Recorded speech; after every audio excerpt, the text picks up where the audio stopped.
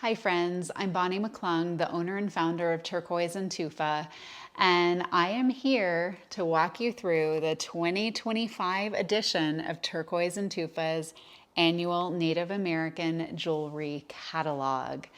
Like last year, I arranged the catalog by the spirit, the soul, and the aesthetics of each piece rather than simply by culture or artist. And I think you're gonna find it really fun. I hope that, like last year, it shows you some new ways to combine your pieces. I am wearing what you see on page 3, and I am especially in love with a lot of the pages, but especially this one. This is a 3-strand necklace of natural turquoise beads. It was originally, or I shouldn't say originally, it was once sold by Robert Bover, known as Bob Bover, who wrote the book on Navajo and Pueblo earrings. That is one of my favorite books on the whole subject of Native American jewelry. And he's a jeweler himself. He is a phenomenal jewelry historian. And to have that provenance of something that was once sold by him is really special. The back of the necklace is just a cotton wrap, as was traditionally done. And this is the kind of piece that it's not too big, it's not too heavy, and it won't weigh down your neck, yet it has so much presence. It's just that rich blue turquoise that speaks all for itself. I just love this. And it is paired with some early earrings that are like ones you might have found in Bob Bover's book on Navajo and Pueblo earrings. These earrings were once sold by my dear friend and mentor, Martha Hopkins Streever. How wonderful are they? The turquoise has gotten a little bit matte over time. It's natural turquoise, but it's just been worn, loved. These made their way back to me, and my goodness, would I love to keep this ensemble here, but I'm in the business to sell you all beautiful art, so I can't keep them for myself, but just really, really special, beautiful earrings and a really special, beautiful necklace that are what fine Native jewelry is all about, right? Turquoise. On the cover, I have for you a bracelet by one of the big names in contemporary American Indian jewelry. She is a Hopi artist. Her name is Lavina Tsikewa, and she works under the name Sonwai. She does this fantastic stacked inlay stone style that was made famous by Charles Lolema. Charles Lolema was her uncle, and he taught her how to do this. And she is just one of the best out there. Such precision work, so beautiful. And this type of stone work is actually inspired by Hopi land.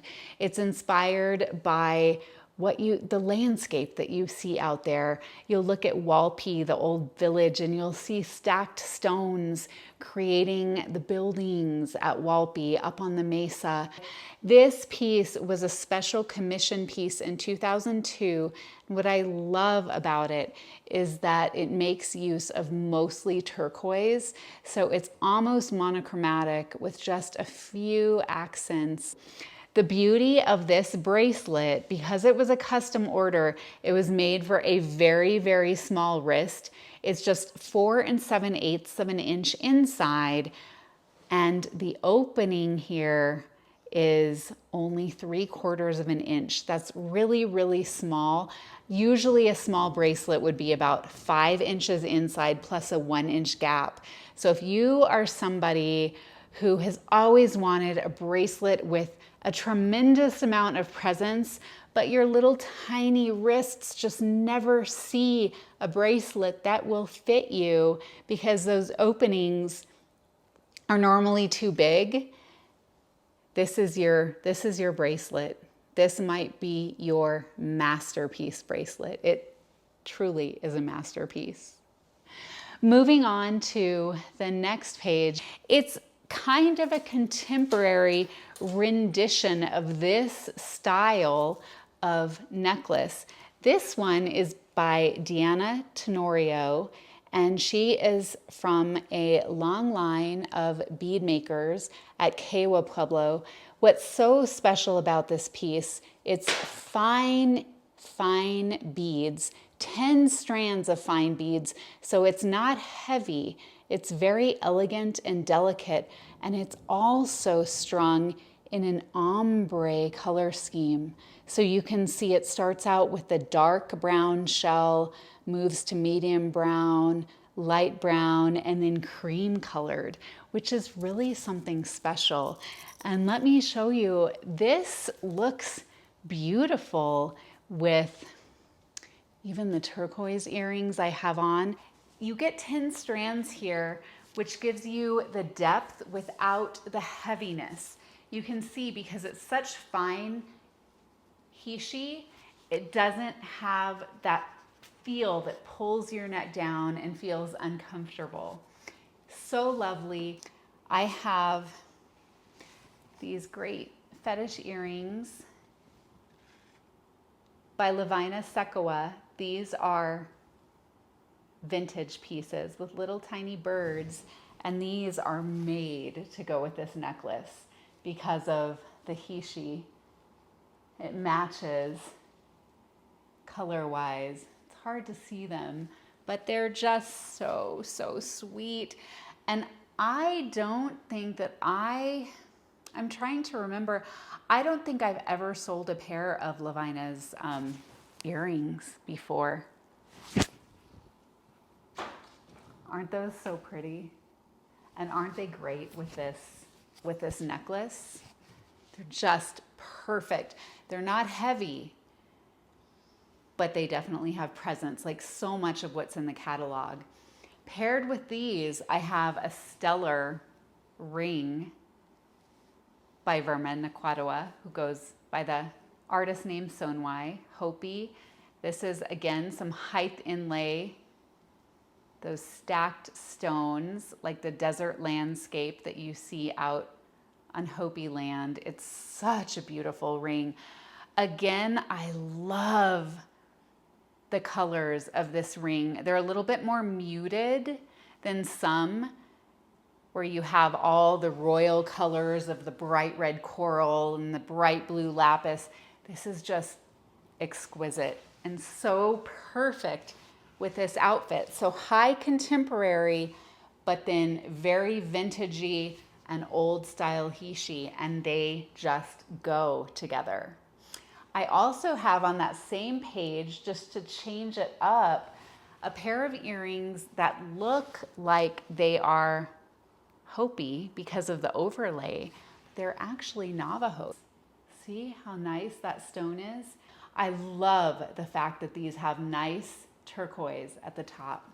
I have more earrings to show you. 2 different pair of earrings with more of a green turquoise look.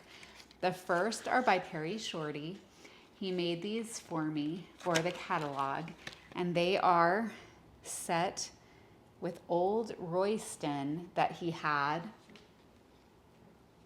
Oh, it's hard to show you those. There you go. The size is wonderful. If you're someone who is a little bit bothered by earrings that might be this size, these Perry Shorties are fantastic because they're smaller, but because of the turquoise, they have presence. And for goodness sakes, they're Perry Shorty. I may have told you last year, I can't remember, I think I did, that I always ask Perry to make me earrings because earrings are my jam. And Perry said that earrings are his least favorite thing to do because you have to make two and they have to come out perfect. They have to both be nicely symmetrical. So they're kind of a bear to make. But you can see they're a little bit smaller in scale, but still just gorgeous. So these are Perry's earrings, and paired on the same page with Perry's earrings, I have a very rare, hard to get, Raymond Sequaptewa necklace. I know there are so many of you who are out there looking for a Raymond Sequaptewa piece, and they're just really hard to come by.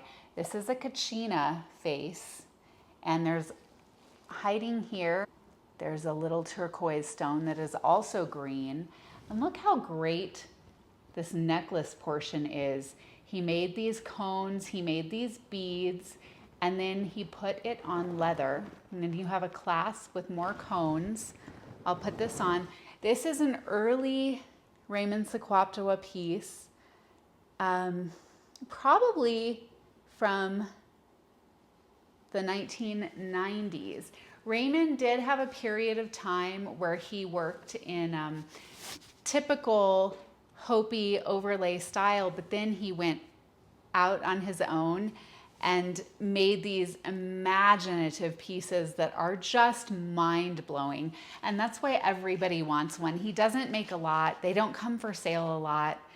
And I feel like his older ones are just filled with soul. They're just as good as it gets. This is a style that, again, you would see in Bob Bover's book on historic Navajo and Pueblo earrings.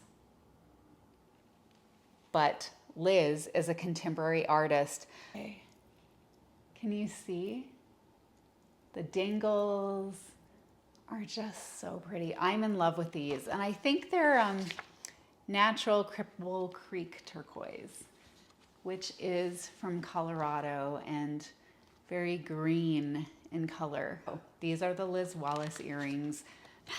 Now we move from this kind of traditional style mixed with some contemporary elements into some very high contemporary jewelry. And I actually wore this shawl because I thought it would look so pretty with the jewelry on these next pages. So I will start out with yet again another piece by Lavina Tsikewa or Sonwai. These are some breathtakingly beautiful coral inlay earrings, as you probably see in the catalog. They are just exquisitely done. And the story here, Martha Strever, my old friend, just a phenom in the American Indian art world, had a pair of these, but one of her clients wanted a pair like Marty's. I sold Marty's long ago, and I was able to acquire these from that client who has decided to let them go. They're so pretty though. They're just so beautiful. I mean, if you were going to the Santa Fe Opera and you didn't have anything fancy to wear, all you need are these earrings. They are striking, so striking. Also on this page, I have this gorgeous bracelet. It's another inlay piece. It's a little bit too big for me because I do have small wrists, but look how great it looks with Burma's earrings because it also has this triangle theme. The bracelet itself is tufa cast silver, and then the terminals of the bracelet are the decorated portion. There's a little bit of decoration here, as you can see. So it looks very, somewhat plain on the back, just tufa cast silver, and then you turn it around and you get wowed. It's just so, so pretty. Richard Chavez and Verma, two stars of the contemporary Native art world. With this and this, I have this breathtaking pin by Gail Bird and Yazzie Johnson. The light is reflecting off that pin a little too strongly, but oh goodness, it is so beautiful. It's 18 karat gold, boulder opal, and really high grade lapis. Again, it's not giving you the best view of it, but it is so pretty the way these stones are combined. So, so lovely. Then the piece de resistance that I have is an early necklace by Gail Bird and Yazzie Johnson. Martha Streever worked to really make sure that Gail and Yazzie became well known in the Native art scene because she was so taken with their jewelry. And when they were very young, she had them come out to her Chicago gallery. She also had Lolema come to her Chicago gallery. She had Verma come to her Chicago gallery. And in fact, I think, was it Verma who told me that it was the first time she had been on a plane? It may be Verma, that it was the very first time she had been on a plane when she was on the way to this show at Marty's Chicago Indian Tree Gallery. Anyway, this necklace is from that era, and it was made in 1983. I have the original receipt, and the old coral belonged to Marty Streever. She gave it to Gail and Yazzie so that they could come up with this gorgeous, gorgeous necklace set with lapis and 14 karat gold. Their later pieces are of 18 karat, but when they were just starting out, they were working in 14 karat gold. And it's so fun to have an early piece by renowned artists that comes with the original receipt from Martha Streever. It's just all of these important components from the Native art world. Thank you so much for hanging with me and being interested in this, and I hope you find something to fall in love with.